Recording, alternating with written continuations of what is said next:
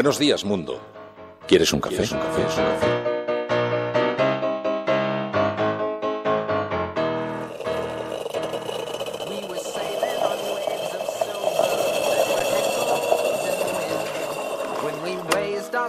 To capture them, the ship was lifted up and then it was sank.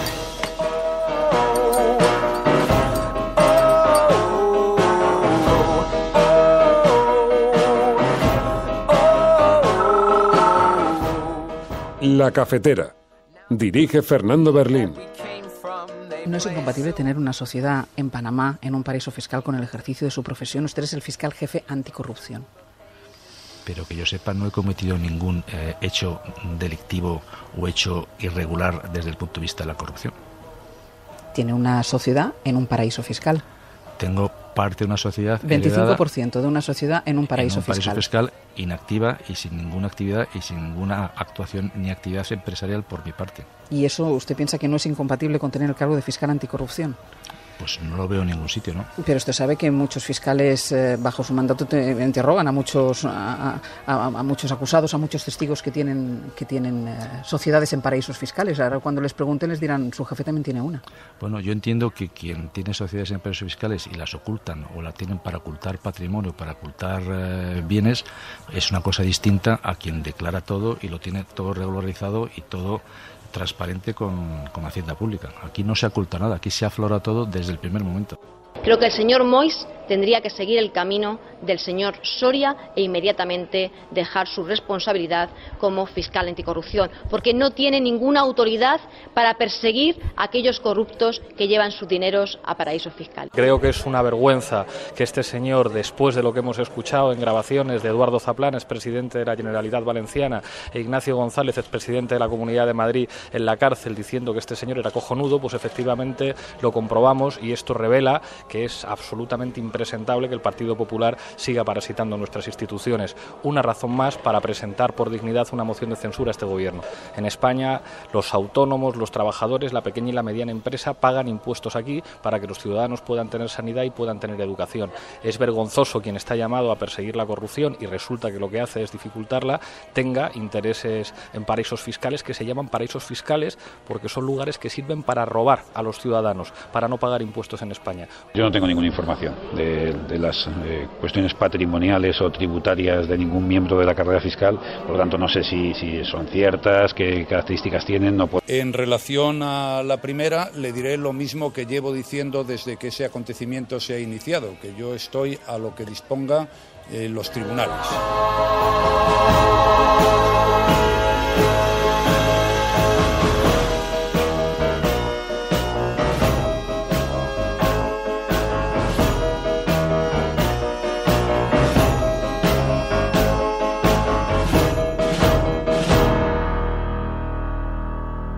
La Cafetera es un programa de radio que se financia gracias a las aportaciones de los oyentes. Si te gusta el periodismo que defiende y sientes que te acompaña, hazte mecenas y ayúdanos. Infórmate en radiocable.com/mecenas. Buenas, soy Nacho Hernández. A la pregunta de por qué me hice mecenas de La Cafetera. Bueno, es que considero que hoy en día no existe objetividad informativa en los medios de masas, en los medios mayoritarios. Y creo que solo se encuentra en los medios alternativos en un amplio espectro esta información, digamos, de tipo independiente que en realidad significa mejor información de lo que ocurre en el mundo y en todas las cosas que realmente nos importan. Entonces yo creo que siendo mecenas es mi pequeño aporte para aportar, pues para dar esa creación de esa red de medios de comunicación alternativos que sean realmente independientes y que reflejen mejor la realidad de nuestro país. Saludos desde Nueva York.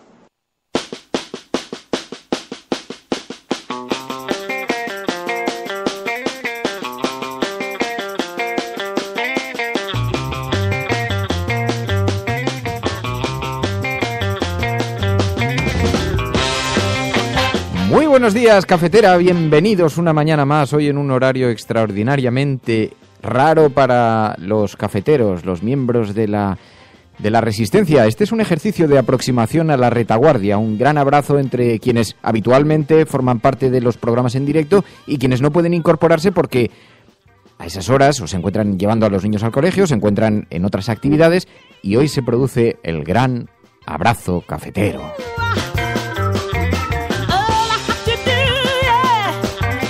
Hoy la cafetera es con una cervecita, decían algunos, dice enfermero Salesa, muy buenos días enfermero, Nacho Escursel, Eva, José María Nicás. He visto que además se incorporaban algunas personas que decían, por primera vez, participo en un directo, por primera vez, Galgo Callejero, Ángel Trianero, Mozzarella, Víctor Uroz, Hardy Useful, ¿qué tal estás, Hardy? Te vas recuperando de tus heridas allí en el hospital. Manu Ejido, Nacho Berca, Figueroa, Hab Balfri.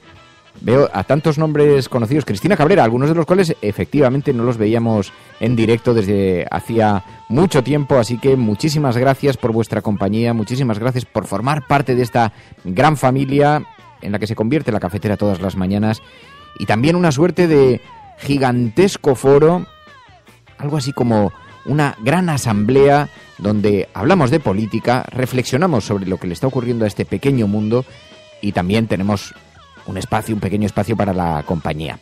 Bueno, muy buenos días, María Navarro, muy buenos días, Emilio Silva. Muy buenos días. Buenos días. Ah, bueno. Buenos días, buenos días. Bien, no, bien. porque había programa estos buenos días para las 8:30 y ahora pues... y ahora te desconcerta. Es el eco de mis buenos días. Somos un programa desconcertante y utilizamos un hashtag desconcertante. La cafetera, el canal de Panamoix. La cafetera, el canal de Panamoix. Es una creación del grupo Hashtag, maravillosa, por cierto, hoy especialmente afilada, especialmente afinada. Ya la Fiscalía nos va afinando los hashtags. Y os pedimos que lo utilicéis. Hoy además estamos en una hora muy complicada, nunca habíamos estado a estas horas. Es difícil la competencia, hay muchos programas de televisión, ya están trabajando todos, así que lo podéis utilizar para comentar en Twitter y así ordenamos también la conversación y podemos seguir los comentarios que generan los propios oyentes. Bueno, Mamen Páez, Silvia Chao, Valquiria, Óscar Hermosilla, Miguel, Luis Fernando, Mercedes de la Fuente, Leire, Cris Picazo, David. Me gustaría nombrar a todo el mundo, pero la verdad es que como va el timeline a toda velocidad, pues me es muy difícil. Hombre, cuñad, te estoy viendo por aquí. Bueno, vamos a hablar sobre lo que está ocurriendo en la Fiscalía. Vamos a hablar sobre el caso del fiscal anticorrupción, el señor Moix. Sabéis que ha tenido que dar explicaciones sobre una sociedad que le han descubierto en Panamá. Una sociedad en un paraíso fiscal.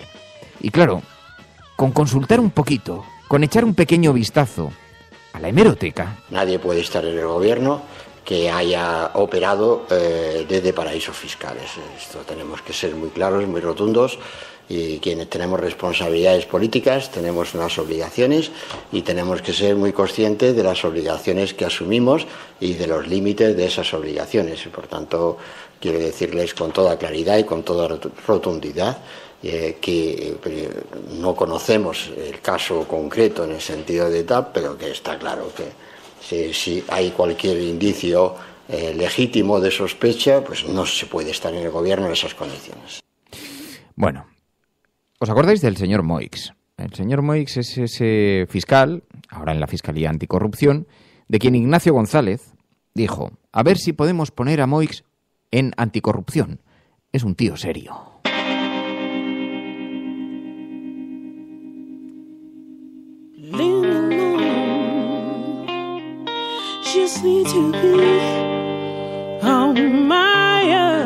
Hoy portada en la mayor parte de los periódicos, en algunos con una especial relevancia, la forma en la que han recogido esta información que, como digo, coloca ni más ni menos que al fiscal jefe anticorrupción en todo un dilema más moral que legal, puesto que, según parece, por lo menos por la información que se conoce hasta el momento, aunque nadie monta una sociedad en un paraíso fiscal solamente para comprarse una casa en Collado Villalba, en Madrid, y te montas una sociedad en Panamá para que sea la propietaria de una casa. Bueno, esa es la explicación que ha dado el señor Moix, achacando a su padre esa responsabilidad.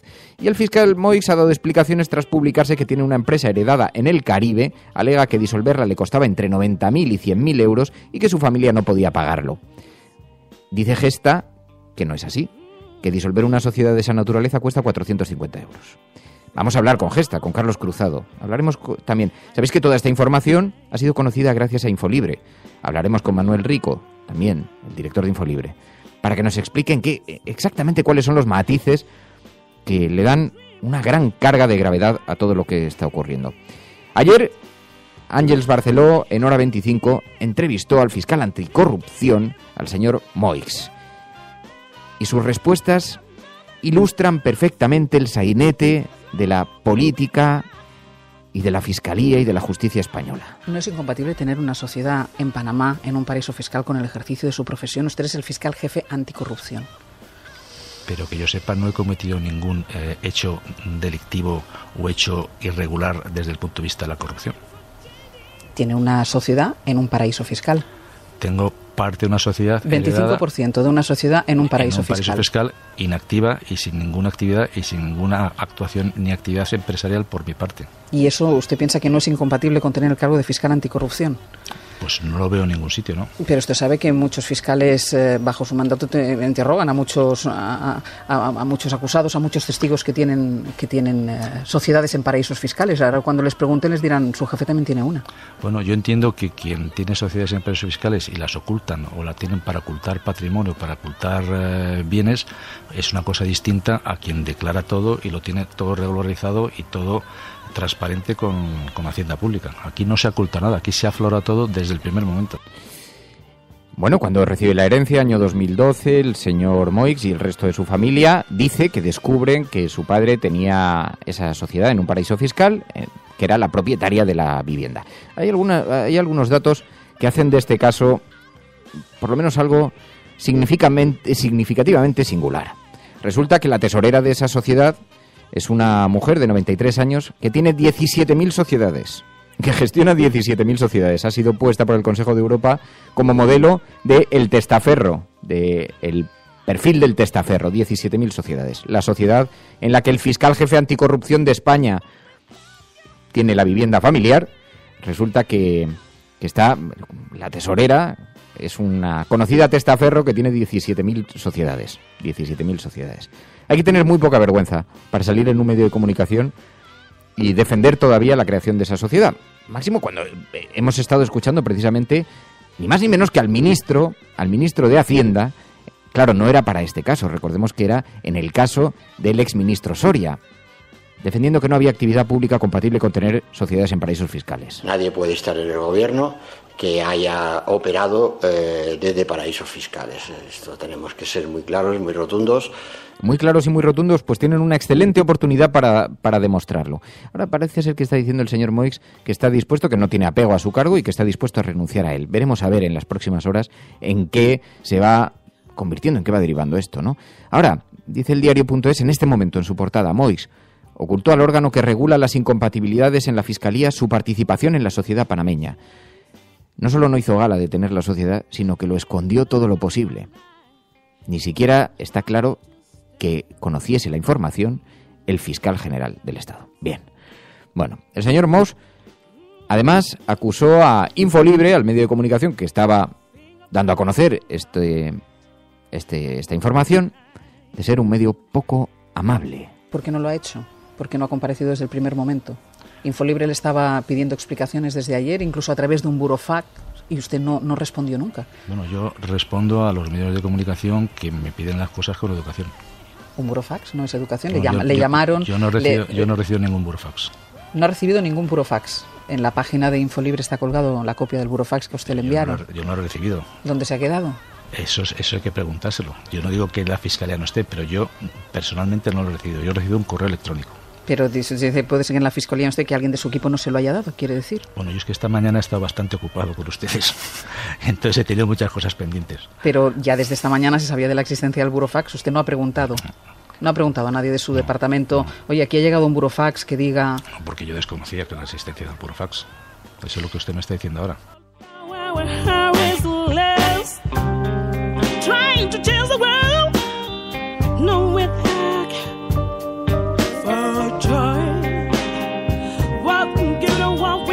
Así que dice el fiscal anticorrupción que no tenía datos, que aquel burofax no le ha llegado y se esconde tras ese espacio. Carlos Cruzado, Gesta, muy buenos días. Hola, buenos días. Bueno, tenemos muchas más dudas que certezas, porque la primera información que ha puesto en cuestión el señor Mox ha sido el dinero que cuesta dar de baja una sociedad esta. Dice que no la dieron de baja porque tiene un coste cercano a los 90.000 euros. Algunos técnicos de Gesta lo situaban, sin embargo, en torno a los 500 euros. ¿En qué cifras reales nos estamos manejando? Sí, bueno, es fácil saber lo que puede costar el tanto constituir como disolver este tipo de sociedades, puesto que hay cientos de páginas web de gestores, de abogados en Panamá que gestionan precisamente estas cuestiones en relación con las sociedades. Las sociedades se constituyen con muy pocos requisitos, se disuelven igual y tienen un coste pequeño. Cuando el fiscal anoche hablaba de ese coste de hasta 90.000 euros, pues estaba hablando de otra cuestión, que es la posible responsabilidad por el pago de impuestos al legalizar, como llegó a decir él, esta situación, ¿no? Y seguramente está pensando en la plusvalía municipal, o la antigua plusvalía municipal, o el impuesto sobre el incremento del valor de los terrenos, que tendrían que haber pagado por esa transmisión de ese inmueble si no hubiera habido una sociedad interpuesta por medio, como es la que hay. Es una sociedad que dice que no es activa, en realidad es una sociedad que está tal cual se constituyó con ese bien, si es que no tiene otros, como él mantiene, y en este sentido es una sociedad interpuesta, que lo que está haciendo es contribuir a eludir el pago de impuestos. Seguramente se está refiriendo a eso, a ese pago de la plusvalía municipal, que seguramente por los años transcurridos en esa fecha de adquisición del inmueble y dadas las tarifas que se cobran en relación con este impuesto, pues seguramente sería alto. Bueno, la carga moral de su frase es demoledora, porque está diciendo, no, ¿cómo íbamos a legalizar eso? ¿Para pagar impuestos, acaso? Es demoledora. Pero, pues efectivamente. Carlos, ¿qué beneficio puede tener la titularidad de un chalet en una empresa panameña? Porque también nos preguntábamos, parece como matar moscas a cañonazos. Al fin y al cabo no deja de ser una casa en Collado Villalba, en Madrid, y montas una sociedad en Panamá. ¿Qué beneficio? ¿Es tan grande el beneficio que puedes obtener? Bueno, en principio parece que la idea que debieron tener sus padres cuando constituyeron la sociedad, pues era ocultar esa titularidad, ¿no? En Panamá se pueden constituir sociedades, se declaran y no hay ningún problema, pero normalmente se utilizan en este caso, en casos similares, para precisamente ocultar esas titularidades, ¿no? De hecho, cuando él habla de legalizar y cuando él reconoce que ni siquiera conocía esa circunstancia, es que de alguna manera, bueno, pues se estaba ocultando, ¿no? Y de hecho, bueno, él decía, la sociedad en Panamá es un problema de mi padre, ¿no? Bueno, eso no es tampoco exactamente así, puesto que, bueno, si el padre al fallecimiento tenía alguna deuda o podía tener deudas tributarias, los herederos son responsables de las mismas, no de las posibles infracciones y sanciones, pero desde luego sí de una posible revisión que la agencia tributaria hubiera llevado a cabo incluso después del fallecimiento del padre, ¿no? Cosa que quizás se debió haber producido al haber declarado Moix en ese 720, en esa declaración de bienes en el extranjero, esta sociedad, ¿no? Y bueno, hemos oído en los últimos tiempos al ministro Montoro pues hablar de las bondades de esa declaración de bienes en el extranjero y de los cruces que como consecuencia de esa declaración han conseguido aflorar determinados bienes. Bueno, en esta situación se podía haber seguramente llegado también a esa convicción, ¿no? De que había un bien que se estaba ocultando, ¿no? Esto nos ha llamado la atención porque uno de los argumentos que manejó ayer el señor Mox en Hora 25 con Ángels Barceló fue que aquella sociedad no se disolvió. Bueno, la carga moral, insisto, en el discurso es demoledora porque lo que viene a decir es para no pagar impuestos, pero aunque diga porque no teníamos dinero para liquidar la sociedad, ¿existe la posibilidad técnica de que él hubiera liquidado individualmente su parte o hubiera manifestado su rechazo administrativamente? Bueno, yo creo que la liquidación de la sociedad sí exige de la unanimidad de los cuatro socios en este caso, ¿no? Aunque insisto en que estamos hablando de una sociedad interpuesta que por la documentación que se ha publicado se constituyó con testaferros tanto en la dirección como en la titularidad de la misma. Por lo tanto, todo lo que se habla sobre esta sociedad pues debe de ser sobre esa base, ¿no? De que se está eludiendo, se está constituyendo una sociedad opaca con la intención en principio parece de eludir el pago de los posibles impuestos, ¿no? El señor Moix habla de ese intento de legalización cuando adquieren la herencia. Parece que declara el valor de esas acciones en sucesiones, no tanto por el valor neto patrimonial de la sociedad, sino por el valor que supuestamente sería el de mercado del inmueble, con lo cual de alguna manera están reconociendo que la transmisión era de un inmueble y en ese sentido, bueno, pues sí, quizá en esos 90.000 euros de los que habla, pues está pensando en la plusvalía municipal que tendría que haber pagado cualquier otro ciudadano que hubiera adquirido ese bien sin una sociedad interpuesta, ¿no? Estamos dando por hecho que las explicaciones del señor Mox son ciertas, pero claro, es el jefe de anticorrupción, es copropietario de una sociedad en Panamá, no lo había comunicado. ¿Se puede saber si se llevaron a cabo otras operaciones antes de lo que figurase en la herencia, si se ha manejado esa sociedad para otras actividades? Claro, él insiste en que se encontró esa sociedad con un único bien. Bueno, esto es lo que dice. Habría que conocer las cuentas, los estados contables de la sociedad para ver si efectivamente no había asimismo cuentas en Suiza, como es habitual en estas sociedades, ¿no? Él dice que no, pero esto habría que verlo, claro, habría que ver esos estados contables y ver exactamente cuál fue la trayectoria de esa sociedad, ¿no? Que desde luego él reconoce que al menos estaba constituida para ocultar en su momento este bien, ¿no? Oye, ¿cómo funciona la operación con un testaferro? Bueno, en estos países, claro, cuando surgió el tema de los papeles de Panamá lo pudimos ver todos, ¿no? La facilidad que había en este territorio, que por cierto ya no es un paraíso fiscal para España desde que se firmó aquel acuerdo, pero que sin embargo mantiene todos los rasgos y todas las características técnicas de un paraíso fiscal. En estos territorios, basta entrar en cualquier web, como decía antes, de gestores, de abogados de Panamá, para ver las facilidades que hay para constituir estas sociedades con personas interpuestas, ¿no?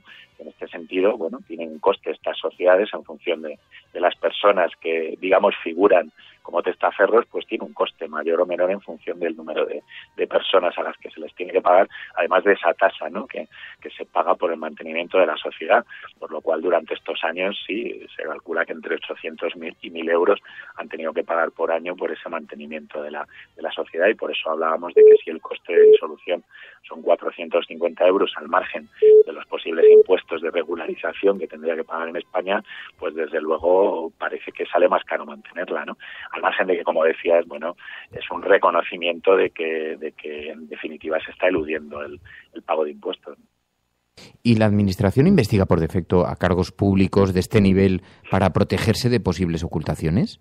¿No hay un protocolo para esto? Bueno, la agencia tributaria, por la información, la poca información que se ha dado en relación con la investigación de la amnistía fiscal del 750, pero también del 720, de la declaración de bienes en el extranjero, parece que, con esas personas expuestas, digamos, es con las que se hizo ese cruce de datos, ¿no?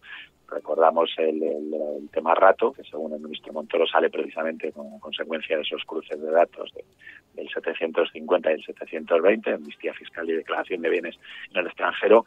Y por eso también, cuando presenta este modelo 720, que si no me falla la memoria sería fiscal de Madrid, fiscal jefe de Madrid, quizá la agencia tributaria también tenía que haberse preguntado en ese momento de dónde aparece esta sociedad en Panamá, ¿no? Que no era una sociedad en Francia o en otro país de la Unión Europea, sino en Panamá, ¿no? Que todos sabemos que conlleva esa participación en sociedades en Panamá, ¿no? Y ahora te hago una pregunta que casi es un planteamiento moral, ¿no? ¿Es compatible que un fiscal jefe anticorrupción tenga una sociedad en Panamá en estas circunstancias? ¿Te lo parece? ¿Os lo parece como a Gesta? Bueno, yo creo que los fiscales, por las declaraciones que van apareciendo, y no solamente de los de una determinada tendencia, ¿no?, sino en general, la mayoría de los fiscales no lo ven así, ¿no? Esta mañana oía una fiscal que hablaba de que se está elaborando un código deontológico, un código de actuación ético, ¿no?, en la Fiscalía, y que ni siquiera se habían planteado esa posibilidad, ¿no? Porque, por supuesto, que la descartaban todos los fiscales, ¿no? Por tanto, si los propios fiscales y sus propios compañeros pues no les parece acertado desde el punto de vista estético y ético el que el fiscal anticorrupción tenga esas participaciones en una sociedad, en un paraíso fiscal, pues nosotros no somos quienes para decir lo contrario, ¿no? Nosotros hablamos de la legalidad y ayer decíamos que si estaba todo declarado, pues desde el punto de vista legal no habría problema, pero desde luego las otras valoraciones que se pueden hacer en relación con esta figura, que además está dirigiendo pues un órgano que precisamente está en el día a día pues investigando, ¿no?, sobre cuentas en estos territorios en relación con posibles temas de corrupción, pues no parece lo más estético, al menos. Carlos Cruzado, Gesta, muchísimas gracias por atender esta llamada. Muy buenos días y mucha suerte. Un placer, igualmente. Buenos días.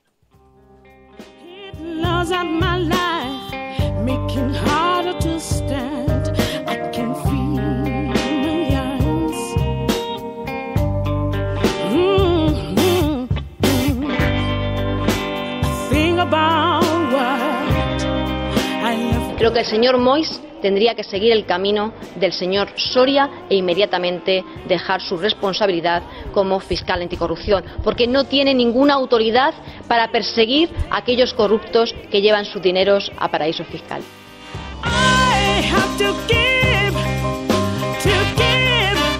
Creo que es una vergüenza que este señor, después de lo que hemos escuchado en grabaciones de Eduardo Zaplana, expresidente de la Generalitat Valenciana, e Ignacio González, expresidente de la Comunidad de Madrid, en la cárcel, diciendo que este señor era cojonudo, pues efectivamente lo comprobamos, y esto revela que es absolutamente impresentable que el Partido Popular siga parasitando nuestras instituciones. Una razón más para presentar por dignidad una moción de censura a este gobierno. En España, los autónomos, los trabajadores, la pequeña y la mediana empresa pagan impuestos aquí para que los ciudadanos puedan tener sanidad y puedan tener educación. Es vergonzoso quien está llamado a perseguir la corrupción y resulta que lo que hace es dificultarla, tenga intereses en paraísos fiscales, que se llaman paraísos fiscales porque son lugares que sirven para robar a los ciudadanos, para no pagar impuestos en España. Así que el fiscal jefe anticorrupción de España tiene una coparticipación, por lo menos, en una sociedad, en un paraíso fiscal, que tiene una vivienda de unas dimensiones, tenéis que ver las fotografías, ya no me atrevo a calificar, a ponerle calificativos, pero es una gran vivienda, vale 600.000 euros, en torno a 600.000 euros, no es precisamente un pisito. Tiene un chalet de lujo, propiedad de una sociedad en Panamá, en la que coparticipa con sus hermanos. El fiscal jefe anticorrupción, el que era calificado como un tipo cojonudo por el señor Ignacio González.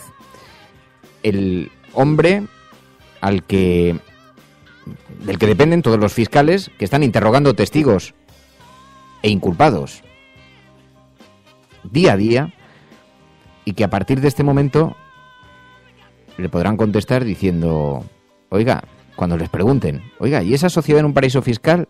Y le contestarán, pues como la que tiene su jefe, querido.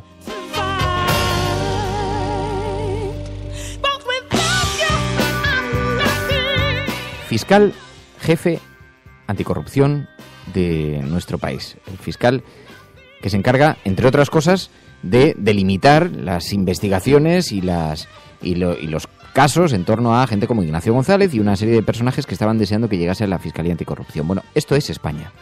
Este es el sainete nacional. Pero para sumar una pieza más, hay que hablar también del papel que juegan los medios de comunicación, que no es menor tampoco. Resulta que hoy, en la portada del periódico El País del grupo Prisa, por cierto, el mismo grupo donde anoche era entrevistado el señor Mos, Manuel Mos, la entrevistaba Ángeles Barceló, y hay que decir que fue una entrevista impecable, excelente, por los matices, por lo que se podía deducir de las palabras del señor Mos. Pero hoy el periódico El País lleva a su portada este asunto en una pequeña columnita a la izquierda, abajo de la portada. Y el titular dice: la oposición exige el cese del fiscal jefe anticorrupción por su sociedad en Panamá. Ese es el titular del periódico El País, en pequeñito. Claro. ¿Y en página impar? En página impar lleva la información y, claro, no resulta llamativo cuando uno recuerda que el señor Cebrián, consejero delegado de ese grupo, en fin, el presidente de ese grupo, ya sabéis que fue asociado a una serie de operaciones en paraísos fiscales en los medios de comunicación. Recordáis todo este debate, toda esta polémica. Así que no le debe parecer muy mal al periódico El País lo de los paraísos fiscales, que lo lleva y lo esconde en su portada abajo. Y este es parte del retrato del panorama de lo que estamos viviendo en este país. No solo lo esconde, sino que además va fuera de las noticias más resaltadas en la portada, en una sección que es además. O sea, es como, esto es lo que importa, pero luego damos esto, ¿no? Como...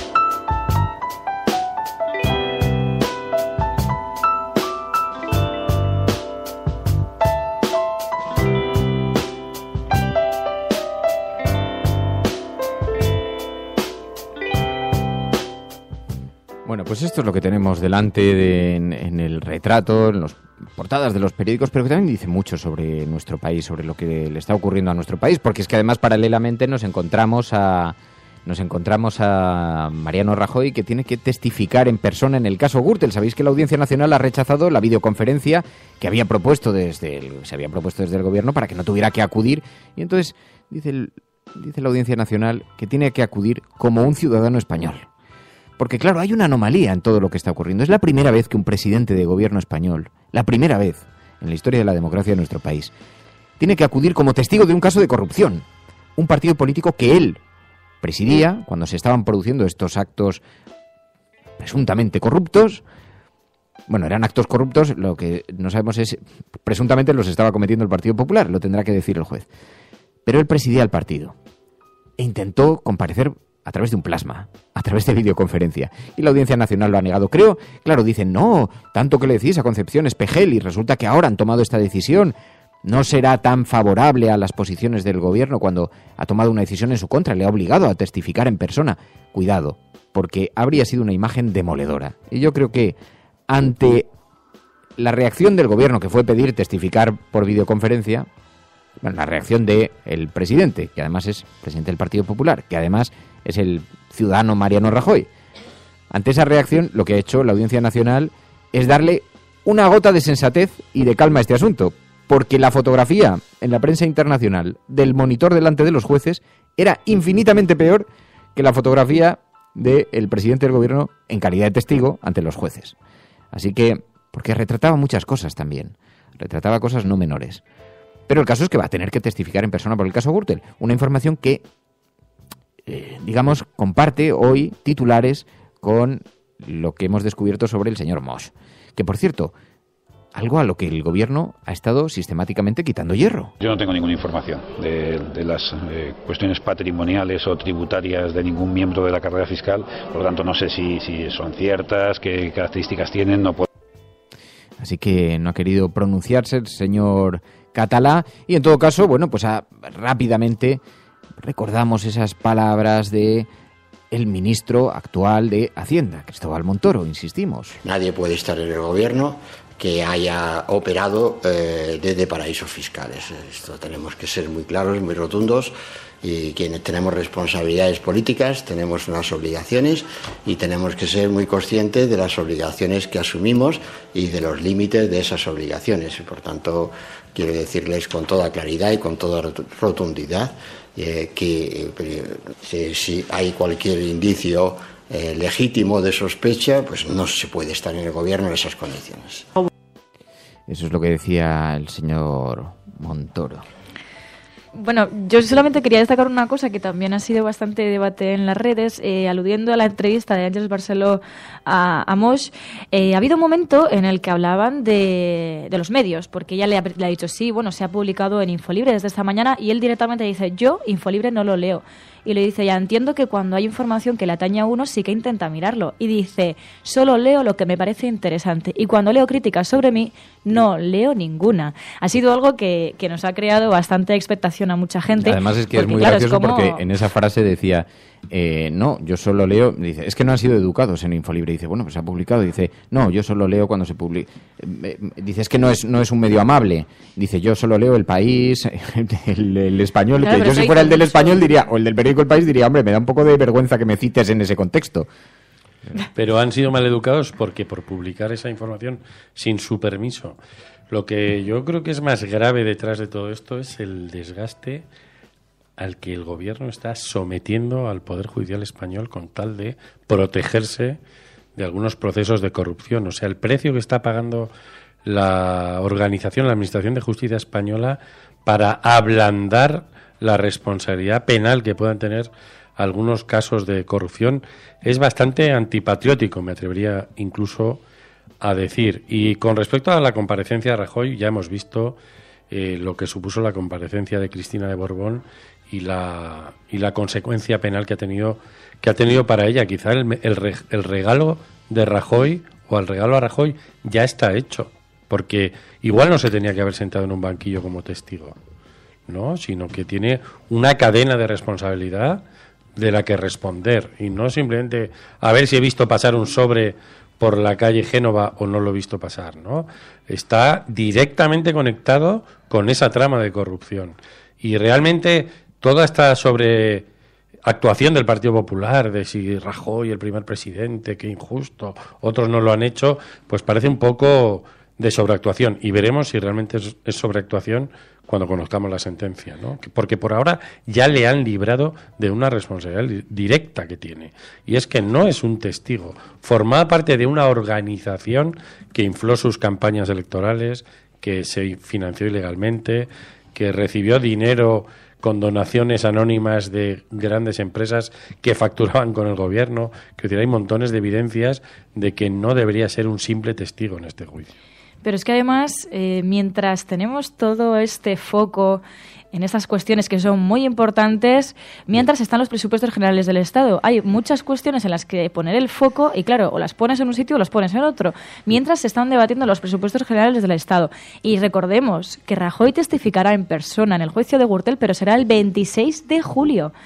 Muchas casualidades, cuando muchas veces pues siempre han sido en verano las cuestiones así importantes. Veremos qué audiencia tiene también este juicio y lo importante que supone también para la figura de Mariano Rajoy. Bueno, y que nadie se preocupe mucho, porque además, si hacemos caso a las informaciones que estaban publicando también en la cadena SER o los propios avances que nos contaban aquí hace unos días, cabe la posibilidad de que todo eso coincida además con el acercamiento de presos en pleno mes de verano, claro, con todo el movimiento que se va a producir, en fin, con todo el revuelo que puede producir esa información, ¿no? Así que, bueno, que nadie se preocupe, que informativamente está todo atado y muy bien atado. Y nos encontramos, eso es en las portadas de los periódicos, pero fijaos, leíamos con cierto despliegue en el periódico El Mundo, en el periódico El País, recluido en una pequeña columna abajo, a la izquierda, perdidito. En el periódico La Razón, sin embargo, en la columna derecha, perdido, pero dice: la Fiscalía ve una cuestión privada, la empresa de Mosh en Panamá. Esa es toda la información que aportan ese titular. En el periódico ABC hablan de los taxistas, en su guerra contra Uber. También esto significa algo. Y también esto nos está explicando algo sobre nuestro país, sobre la escasa cultura democrática que hay. Pues estamos hablando de un fiscal jefe anticorrupción, de quien dependen todas las fiscalías, que van a tener que interrogar a numerosas personas cuyos delitos están relacionadas de una manera o de otra con los paraísos fiscales. Y la prensa, una parte de la prensa de este país, lo esconde en sus portadas o lo hace desaparecer.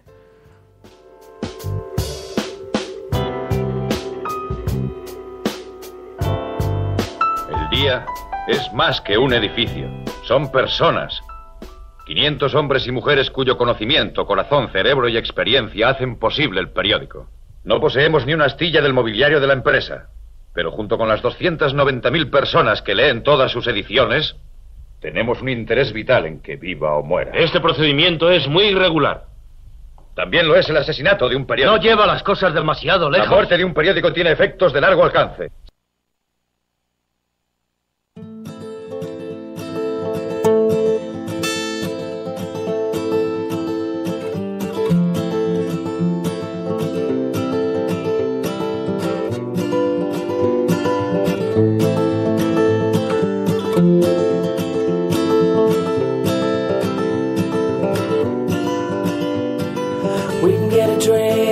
Money tree, come see me at UBG. Either way, it's okay. You can get home on the subway. In my mind, not so fine. Most of the time.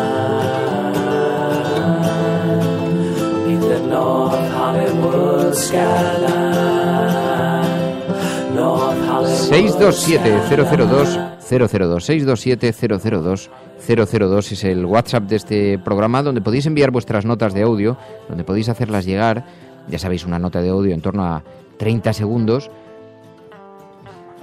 analizando lo que está ocurriendo, ayudándonos a comprender mejor qué es lo que le está ocurriendo a este pequeño país y cómo lo percibís, porque muchos de vosotros estáis fuera de España y estáis viendo la forma en la que se recoge esto, la forma en la que se proyecta la imagen de nuestro país es en el exterior. Manuel, desde Taiwán. Buenos días, cafetera.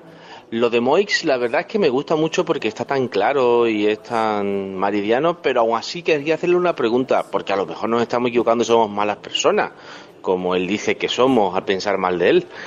Él hizo la declaración de la renta y pagó impuestos y sucesiones como si hubiese heredado una casa, porque a fin de cuentas tiene un 25% de una casa ligeramente cara.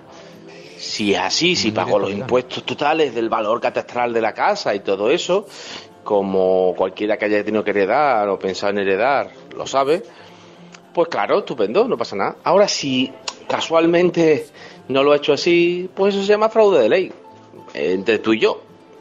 Un abrazo.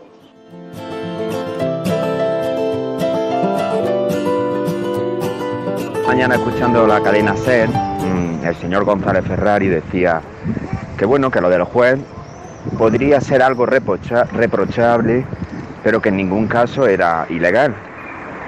Yo alucino porque esto indica la escasa cultura democrática que tenemos, como habéis dicho vosotros en muchas ocasiones, y es muy peligroso porque es que la corrupción se ha normalizado hasta tal punto que siempre hay una excusa, y sobre todo si es la del gobierno del Partido Popular.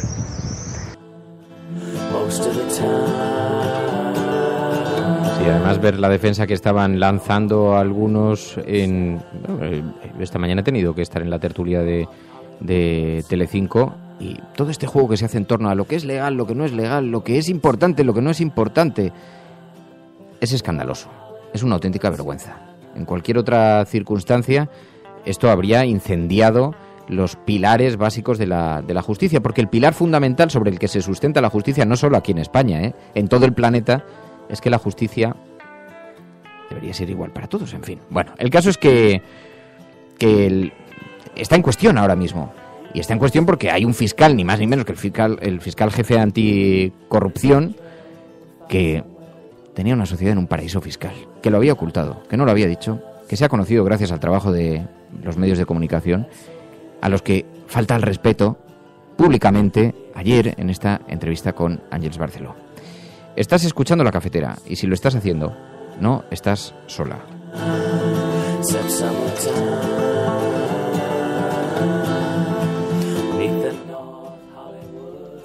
Es curioso que le sigamos llamando fiscal anticorrupción, ¿no? Realmente ese nombre o ese cargo parece que le protege, porque ya no solo por esta cuestión de su 25% de esa empresa con sede panameña a través de un testaferro, sino por la actuación que venimos conociendo que ha llevado a cabo con el caso Lezo, por ejemplo, o como ha sido predesignado por algunos políticos que hoy están en la cárcel, en prisión preventiva por corrupción. Igual habría que empezar a llamarle de otra manera. Lo que es muy triste es que habiendo gente que tiene una trayectoria impecable, y más en un puesto como ese, esta persona que ha ocultado, podrá ser legal, pero cuando él ocultó esa información al órgano que regula sus incompatibilidades, lo hizo conscientemente. Estaba haciéndonos una trampa a toda la ciudadanía. Y eso se merece una respuesta política. Una respuesta política que es que haya una fiscal o un fiscal que no tenga una mácula de sombra en un país que ahora está investigando todas las tramas que está investigando, y quienes desde las tertulias hacen toda esa cosa para tratar de justificar, de envolver de legalidad, etcétera, etcétera, están siendo conniventes con el significado político que tiene la presencia de Moix en un punto tan importante para lo que tiene que ocurrir en este país, que es limpiar de corruptos la política española. Bueno, y sobre todo porque al final nos están poniendo en el lugar del ciudadano medio, que al final es el que vota, al final es el que paga impuestos y al final es el que sobre el que recae también todas esas consecuencias de que no se paguen impuestos en España. Puede ser legal, si no decimos que no, pero ¿dónde va ese dinero que falta? Ese dinero que falta, al final lo acabamos pagando entre todos. Eso es lo que molesta a la gente, y por eso la gente se enfada, se indigna, y por eso la gente quiere que, aunque sea legal, se tenga cierto respeto a la ciudadanía. Y yo quería contestar a un oyente que ha preguntado qué tiene que ver que vaya en una página par o impar en la noticia sobre Moix en El País. Las páginas impares tienen más impacto visual.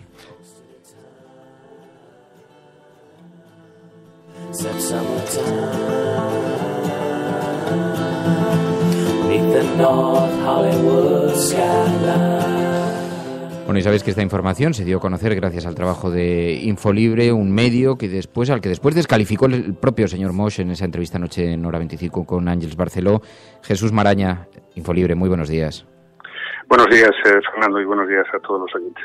Bueno, en primer lugar, estas palabras del señor Moix, esta descalificación sobre Infolibre, no sois un medio amable. Bueno, yo te reconozco que además no recuerdo así nunca en mi vida que entre las descalificaciones que a uno le han podido hacer, pero es que jamás me han tachado de maleducado, sinceramente. Y dudo mucho, tú conoces también a mi compañero Manuel Rico, y podemos ser cualquier cosa, pero no creo que seamos maleducados. Solemos respetar absolutamente al prójimo, y lo hemos demostrado en el tratamiento de esta información, que hicimos todo lo posible por tener la versión del señor Moix, que prefirió hacer una intoxicación en lugar de responder a nuestras preguntas. Sí, porque se produce una secuencia de los hechos, vosotros anunciáis o le hacéis llegar, para preguntarle su versión, le hacéis llegar la información y él decide reventarla por detrás, ¿no? Básicamente yo diría que la cronología es esta, ¿no? Sí, claramente, sí. Sí, él lo que hace es trasladar a otro medio digital, al Diario El Español, una versión de algo que no se ha publicado. ¿Sí? Es decir, él intenta que aparezca antes su versión de los hechos para dinamitar esa información y que lo que quede es lo que a él le interesa que quede. Y en ese ejercicio, pues él ya dice varias falsedades y inexactitudes y intenta distorsionar lo ocurrido, ¿no? Por eso nosotros publicamos inmediatamente toda la información que teníamos contrastada y también todas las preguntas y el burofax que además le enviamos a él cuando después de 5 llamadas no se ponía al teléfono y no quería responder, ¿no? El burofax centró también parte de la entrevista ayer, el debate. Él dice no haberlo recibido nunca, dice no tener conocimiento. Vosotros entiendo que un burofax se envía precisamente para saber que es recibido por el interlocutor o por su oficina. Efectivamente, yo una de las, no sé si definirlo como sorpresas, ¿no? Pero bueno, una de las cosas que más me llaman la atención de lo que está ocurriendo estos días con el fiscal jefe anticorrupción son las inmensas lagunas que aparentemente él tiene en cuestiones tan cotidianas y que cualquiera puede comprobar como lo que es un burofax. Es decir, que un burofax consiste precisamente en eso, en que envías un documento del que tienes la certificación de haberlo enviado y de que el destinatario lo ha recibido. Y claro, obviamente nosotros lo tenemos, claro. Después el señor Moix ha lanzado 3 excusas. Vosotros hoy habláis precisamente en Infolibre, en la portada, las 3 excusas falsas de Moix sobre su empresa en Panamá, porque él ha estado justificando esa herencia. ¿Cuáles son esas 3 excusas falsas? Bueno, él ha ido además variando, poniendo el foco en distintas cuestiones para intentar excusar todo esto y aparentar que es normal, que es algo absolutamente normal tener una sociedad en Panamá a nombre de la cual está una propiedad privada, un chalet en este caso, que pusieron en esa situación los padres de Moix y que con el tiempo, después del fallecimiento de la madre y después del padre, desde 2011, desde diciembre de 2011, pues está, es decir, es propiedad de los 4 herederos, que son los 4 hermanos, y que en estos casi 6 años, pues han tenido a bien no variar esa situación y mantener esa sociedad en Panamá. Bueno, a ver, la primera falsedad clarísima es decir que esa sociedad está inactiva, dice el señor Moix. A ver, esa sociedad está tan activa o inactiva hoy como el primer día cuando se fundó en 1988, puesto que fue constituida para ser una sociedad patrimonial que sirve de pantalla para tener bienes en España, en este caso un chalet. Eso es lo que es a día de hoy también. Por lo tanto, es tan activa o inactiva como lo fue el primer día de su constitución. En segundo lugar, mantener activa una sociedad de este tipo durante 6 años, como han hecho Manuel Moix y sus hermanos, cuesta entre 6 y 12 veces más que disolverla. Disolverla, pues cuesta eso, 400 y pico euros, como hemos explicado. Mantenerla en activo, como está, pues al año tiene unas tasas que hay que pagar y que suponen esos 6 o 12, entre 6 y 12 veces más que disolverla. Y por último, el fiscal dice que los hermanos, él incluido, no se habían enterado de la existencia de la empresa en 2008, cuando falleció su madre. pero resulta que es que 20 años antes de esa fecha, la hermana mayor es que fue la representante de esa empresa, apoderada de esa empresa, Dupes Financial Overseas, en la compra del chalet de Collado Villalba, ¿vale? Todo eso son falsedades que ha ido soltando el señor Moix. Bueno, pues yo creo que para distorsionar lo principal de todo esto, que me parece que eso sí que es indiscutible y que al parecer no quiere entender el señor Moix. ¿Es compatible que un fiscal anticorrupción tenga una sociedad en Panamá? Pues en fin, es que me parece muy difícil encontrar a alguien en este país sensato, mínimamente honesto, que no diga inmediatamente, pues no es compatible, porque no cabe imaginar a un fiscal anticorrupción preguntando en un juicio a alguien procesado o investigado por evasión de capitales o por tener negocios ocultos, sociedades ocultas en paraísos fiscales, preguntarle por ello y darle la oportunidad a que el investigado diga, oiga, ¿y usted? ¿Las tiene usted también, señor fiscal?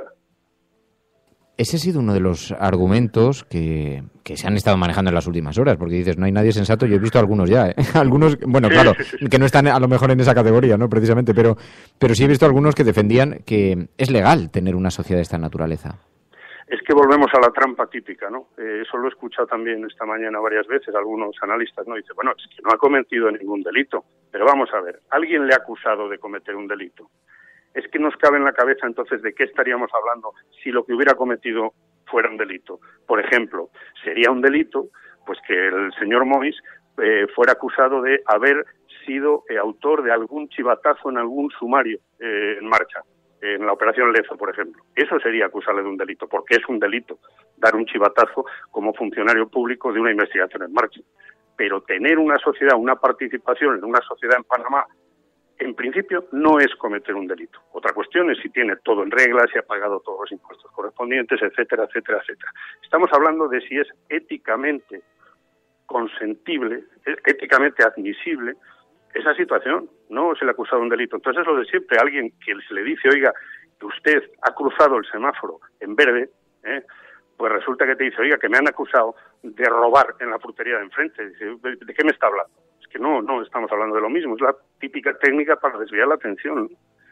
Algo que revela muy bien la naturaleza del asunto que estamos tratando es la propia empresa panameña de Moix y esa figura maravillosa, la Testaferro, de 93 años, que figura en más de 17.000 sociedades. Vosotros habéis recogido precisamente ese perfil, ¿no? También. Sí.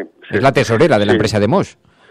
Sí, una señora, Ida May Biggs, que tiene 93 años efectivamente y que bueno, pues es como ocurre con tantas sociedades en Panamá, pues utilizan personas concretas que actúan como testaferros, ¿no? En este caso esta señora, pues eso, en más de 17.000 sociedades, hasta el punto de que en una sesión del Consejo de Europa fue mencionada como ejemplo de cómo actúan de testaferros en esos territorios offshore para constituir estas sociedades que ocultan bienes, ¿no? Sí. En fin, Jesús Maraña, Infolibre, con esta exclusiva tan comentada hoy por la mayor parte de los medios de comunicación. Por cierto, no me voy a resistir a preguntarte sobre la forma en la que el periódico El País ha publicado esto en su portada, que lo ha llevado a una esquinita, abajo, y además el titular es bien significativo, porque habla de lo que le parece a la oposición, no habla del caso de Moix. Dice, la oposición exige el cese del fiscal jefe anticorrupción por su sociedad en Panamá. ¿Qué te parece? Bueno, claro, yo creo que cualquier lector atento pues puede analizar el tratamiento que a determinadas noticias hace cada medio, y es una guía de, bueno, pues para deducir qué intereses o qué dependencias puede tener cada uno de los medios, ¿no? Yo considero al lector, y tengo tanto respeto a la inteligencia de los lectores, que ellos mismos sacarán sus conclusiones, ¿no? Me dices, entre tú y yo, me sorprende. Oye, hay noches que veo cada portada en el iPad antes de acostarme que me dan unos soponcios que me producen insomnio, ¿no? Con lo que sorprenderme no me sorprende. Hombre, dado el insomnio que le ha producido al señor Cebrián el asunto de Panamá y los papeles de Panamá, no es nada raro que termine en la portada reducido al faldón inferior, pero en fin. Bueno, Jesús Maraña, muchísimas gracias por atender esta llamada. Jesús, muy buenos días y mucha suerte. Gracias a ti, un abrazo, Fernando. Un abrazo. Hasta luego.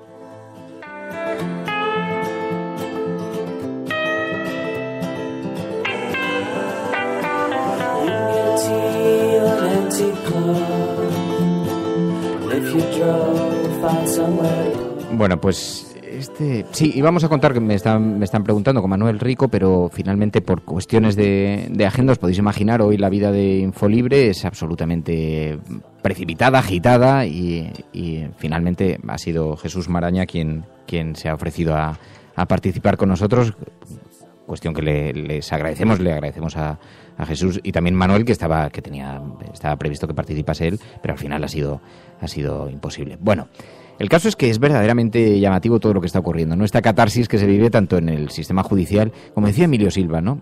Es grave, es preocupante que el Partido Popular esté dispuesto a arrollar a la justicia, a la institucionalidad de la administración de la justicia en España por sus propios intereses. Es gravísimo y es muy preocupante, ¿no?, ver la capacidad que tienen. Bueno, el caso es que Mariano Rajoy, en esta suerte de contraprogramación que se produce de unos casos a otros, que vemos como unos a otros se van matizando, Mariano Rajoy hablaba de su propia intervención, su propio testimonio ya sabéis que tiene que testificar en el caso Gürtel, un caso de corrupción que se está investigando sobre la financiación del Partido Popular e intereses cruzados con empresas. Bueno, Mariano Rajoy dice, a disposición de lo que digan los jueces. En relación a la primera, le diré lo mismo que llevo diciendo desde que ese acontecimiento se ha iniciado, que yo estoy a lo que dispongan los tribunales. A lo que dispongan los tribunales. No, me llama mucho la atención ayer cuando respondía como la producción de eufemismos. Ese acontecimiento. Y dijo 6 más, ¿no? Para no decir exactamente, para no pronunciar, igual que tardó meses en pronunciar la palabra Bárcenas, pues ahora tampoco pronuncia la palabra juicio, Gürtel, etcétera, etcétera, ¿no? Sino habla de acontecimientos. Bueno, y mientras tanto en el Parlamento a esta hora se está produciendo el debate, las votaciones sobre las enmiendas de los presupuestos generales del Estado. Ya sabéis que el Gobierno presume de contar con el apoyo de los parlamentarios suficientes para que le permitirían sacar adelante estos presupuestos. Y uno de ellos es el diputado de Nueva Canarias. Aquel diputado, ¿os acordáis?, que defendió siempre públicamente que no daría su apoyo. Por cierto, Nueva Canarias es un partido que ha ido coaligado con el Partido Socialista, y el Partido Socialista está haciendo un ejercicio de un verdadero esfuerzo para que no parezca que es gracias a su diputado, porque es verdad, claro, el Partido Socialista dice, no, bueno, pero esto pasa como con Compromís y Podemos, que están en el grupo mixto unos y los otros son los de tal. Ya, pero es que Nueva Canarias ha sido el diputado del Partido Socialista en las islas. Fue con el Partido Socialista de la mano. Aquí lo dijimos el día que le entrevistamos, lo hemos ido repitiendo durante estos días, que es grave, es muy grave, cómo se le ha puesto precio al voto de un diputado. Y cómo el Partido Socialista, además, no nos engañemos, ha utilizado a un diputado ladeado para ocultar como máscara de su propio apoyo a los presupuestos de Mariano Rajoy. Porque si el Partido Socialista hubiera querido impedir esto, no tenía más que haberle amenazado al señor Quevedo, que sin embargo defiende públicamente que lo único que está haciendo es cumplir con la obligación de su tierra, pero lo que ha hecho es ponerle precio al apoyo. El haber alcanzado el muy satisfactorio acuerdo que se ha alcanzado en esta materia, que tiene más de cualitativo que de cuantitativo, porque es un acuerdo permanente en relación con el tráfico de personas, con el tráfico de mercancías, es incidir en un problema estratégico de Canarias que, si no se llegan a haber dado estas circunstancias que se han dado con la actual configuración de la Cámara, probablemente no hubiésemos podido defender con éxito nunca. Por lo tanto, creo que hemos hecho lo que era nuestra obligación con nuestra tierra, porque nuestra dimensión nos impide llegar mucho más allá.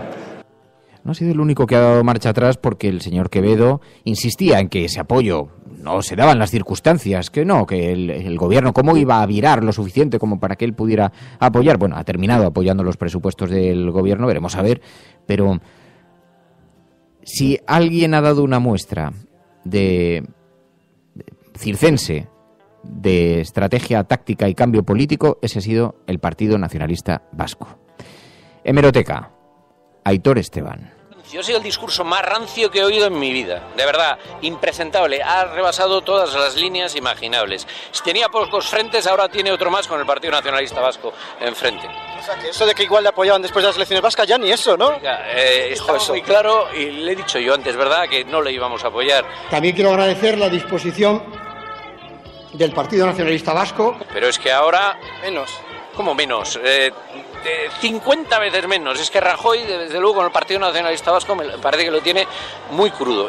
Si quieres grano, Aitor, te dejaré mi tractor. Los que sí lo celebran, sin disimulo, los nacionalistas vascos. La paz fiscal para 15 años no es un logro cualquiera. El PNV arranca al gobierno una rebaja millonaria del cupo, el dinero que anualmente entrega el País Vasco por servicios que presta el Estado. Para que le aprueben unos presupuestos que no valen, es una descomunal bajada de pantalones. Eso es lo que ha pasado. Bueno, pues ahí estabais escuchando ese giro de guión. Es un vídeo de Willy Veleta. Sí, yo estaba con él el día que lo grabó y habló de guardarlo, a ver, bueno, pues a ver qué pasaba cuando llegara el momento real, ¿no? Porque es la típica estrategia, yo digo que un poco lamentable casi, de desprecio al que va a necesitar mi voto para aumentar el precio, ¿no?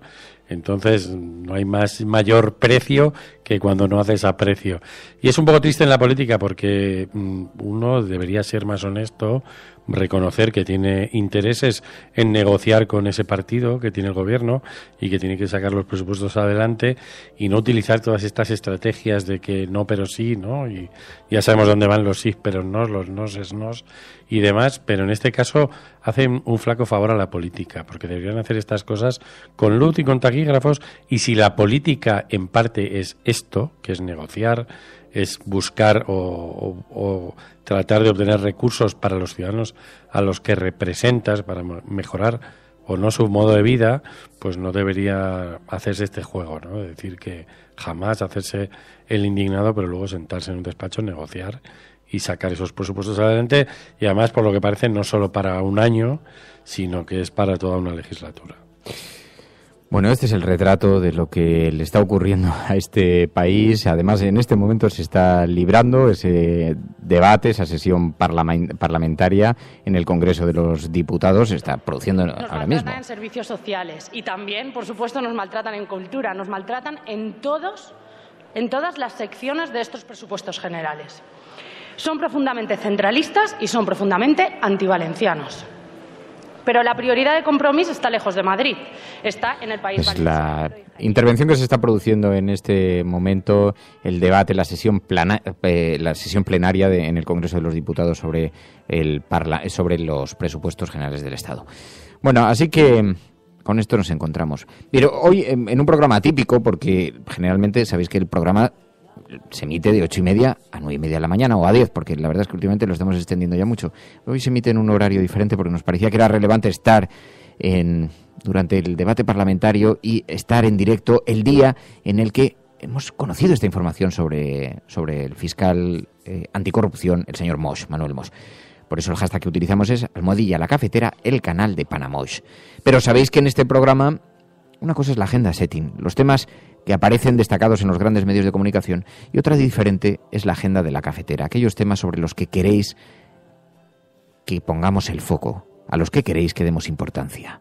From this day forward, it's going to be only America first.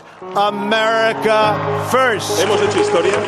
El cielo no se toma por consenso, el cielo se toma por asalto. Y la confrontación electoral venezolana entre uno... Yes, we can. Yes, we did. Bueno, yo creo en la democracia y por tanto yo creo... No, hombre, no eres instructora. No, hombre, no.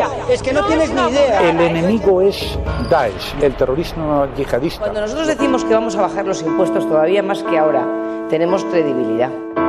Más allá de la agenda setting, está la agenda de los oyentes de la cafetera. Buenos días, cafetera. Parece lo que les pasa es que no sale el referéndum como ellos quieren. Entonces la lección sería: no hagas un referéndum si no lo vas a... Y entre esas noticias son noticias que nos estáis haciendo llegar, que está recogiendo María. Sí, empezamos con una que nos habéis enviado varios de vosotros, como Berca y Piel y Hueso, y es que Facua ha alertado de que el recibo de la luz será un 18,2% más caro que hace un año. El usuario medio pagará 71,58 euros frente a los 60,53 de mayo de 2016. La Asociación de Consumidores, además, ha señalado que se han producido 9 subidas, 9, en los últimos 12 meses. Y nos vamos a otra información que se refiere a las nucleares. Nos la enviaba Ángel Trianero, y es que el Consejo de Seguridad Nuclear, con el voto en contra de Cristina Narbona, recortará de 3 a 1 año el plazo para que las centrales nucleares pidan renovar. Entonces, como decimos, el Pleno del Consejo de Seguridad Nuclear ha acordado por mayoría, pero con el voto en contra de Cristina Narbona, informar favorablemente una propuesta del Ministerio de Energía, Turismo y Agenda Digital dirigida a modificar, como decimos, el plazo con el que las centrales nucleares han de solicitar su renovación al regulador. Con esto se acortaría el plazo de los 3 años actuales hasta como mucho 1 año antes de que concluya la licencia de explotación de la planta. Así que veremos también cómo afecta a las centrales nucleares que tenemos todavía en este país. Y nos vamos a Nigeria, porque varios de vosotros nos habéis enviado una información también relacionada con esto. Un tuit lo ponía Save the Children, y es que Nigeria traslada un centro de rehabilitación a las niñas de Chibok liberadas de manos de Boko Haram. Esta información la ha publicado Europa Press, y es que las niñas secuestradas en 2013 en la localidad de Chibok y liberadas de manos de la secta islamista Boko Haram han sido trasladadas este martes a un centro de rehabilitación de cara a su vuelta a la escuela en septiembre. La propia ministra de Asuntos de la Mujer de Nigeria aseguró a mediados de mayo que las 103 niñas liberadas, entre ellas las 82 puestas en libertad a principios de este mes, volverán a la escuela. Y terminamos con algo relacionado con la actualidad también, con la agenda setting que estamos viviendo ahora mismo, y es que el Gobierno incrementa en solo 4 millones los presupuestos contra la violencia de género. Esta información la publicaba Público, y es que, como decimos, 4 millones de euros más que los estipulados en el borrador inicial se destinarán este año para luchar contra esta lacra. Una cifra muy alejada de los 120 millones de incremento que pedían las organizaciones feministas el pasado jueves, como ya os dijimos aquí, que hubo una manifestación en el centro de Madrid, y de los 109 millones en los que el Partido Socialista había valorado las 26 enmiendas que había presentado. Entonces, en total, serán 31,7 millones de euros la partida que el Gobierno destinará a luchar contra la violencia machista, una cifra insuficiente para todos los grupos parlamentarios con representación parlamentaria, como decimos, a excepción del Grupo Parlamentario de Ciudadanos.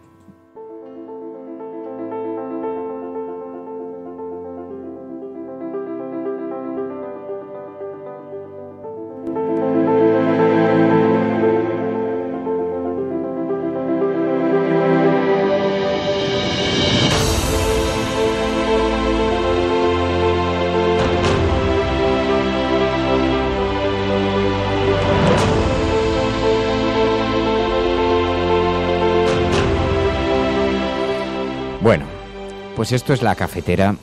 Esto es un programa en directo de La Cafetera en la que se incorporan numerosas personas, Leire, Mediterránea, Pilar Rey, Nacho Escursel, numerosas personas que nos ayudan a comprender un poquito mejor lo que sucede, que ocurre, nos ayudan también enviándonos esas informaciones y nos piden atención a algunos de estos asuntos.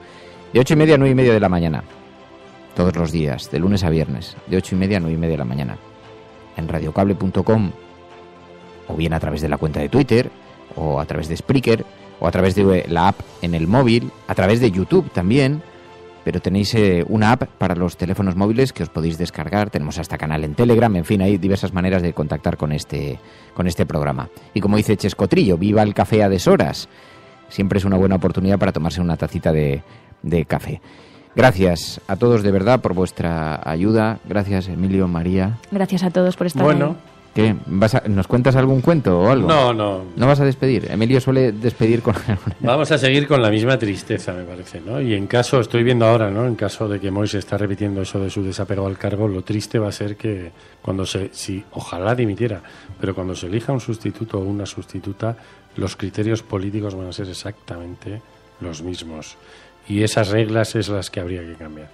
Además es que, fíjate que nos hemos acostumbrado a muchas cosas. A mí me produce un poco de desazón y no me gusta que el programa tome este camino, porque después de escuchar la sucesión de noticias negativas de lo que está ocurriendo a nuestro alrededor, uno se puede preguntar, ¿y ahora qué? Vale, todo esto bien, pero ¿y ahora qué? Pues ahora toca la acción, porque después de la información, lo que sigue es la acción. La acción democrática de votar, la acción democrática de protestar, la acción democrática de denunciar, y en eso consiste, ¿no? Y entonces lo que hay que hacer es empezar a valorar la importancia del gran poder que tiene uno entre las manos cuando tiene que ir a una urna y depositar allí un voto. Bueno, evidentemente es eso y son más cosas, pero si no cambiamos las reglas del juego vamos a ser igual. Moix es un burladero detrás del que se han escondido un grupo de corruptos del Partido Popular para protegerse del peso de la ley, y las cartas están marcadas, ¿no? Entonces, en esta partida o cambiamos la baraja y creamos un poder judicial realmente independiente del poder político e independiente de la corrupción, porque ahora mismo lo tenemos relativamente dependiente de su jerarquía, o vamos a seguir en este bucle como un hámster dando vueltas en un círculo que no va a ninguna parte. Bueno, yo con esto creo que la frase entonces es: hay que ser optimista pero también inconformista. Y creo que hay que ser optimista porque algo vamos avanzando poco a poco como democracia y como transparencia. Sí. Creo que también el periodismo está ayudando mucho a ello.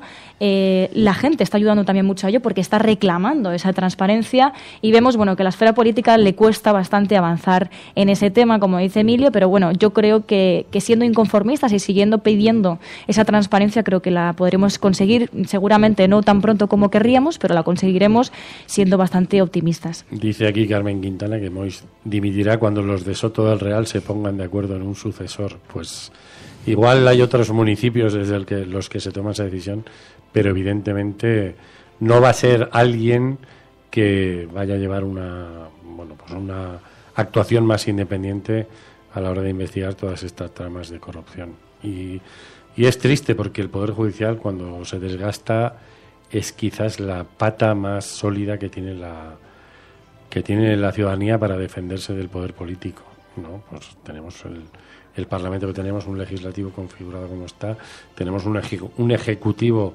que dedica grandes esfuerzos a tratar de impedir el trabajo de los jueces y de los fiscales con independencia, y es así de triste, pero ahí es donde deberíamos concentrar buena parte de nuestra lucha política como ciudadanos, ¿no? El tener jueces que realmente no dependan de una llamada, de un lugar, de un palco, de un equipo de fútbol, o donde jueguen por detrás cosas que deberían ser fundamentales e intocables en su función. Habla lo que ha dicho.